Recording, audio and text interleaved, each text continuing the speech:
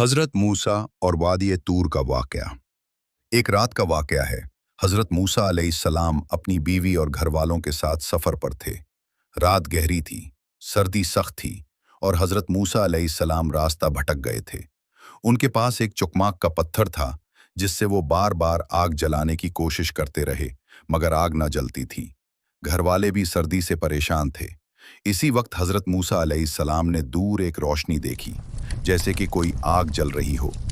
آپ نے اپنی بیوی سے کہا، تم یہیں ٹھہرو، میں وہاں سے آگ لے کر آتا ہوں تاکہ تمہیں گرمی ملے، یا شاید وہاں مجھے کوئی راستے کی ہدایت دینے والا مل جائے۔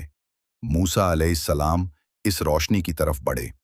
جب آپ قریب پہنچے تو دیکھا کہ ایک جہاڑی جل رہی ہے، لیکن وہ جہاڑی خود جل کر راکھ نہیں ہو رہی تھی۔ یہ منظر دیکھ کر موسیٰ علیہ السلام حیران رہ گئے۔ پھر جب وہ اس کے پاس پہنچے تو آواز دی گئی، اے موسیٰ، میں ہی تمہارا رب ہوں، اپنے جوتے اتار دو، بے شک تم مقدس وادی طویٰ میں ہو۔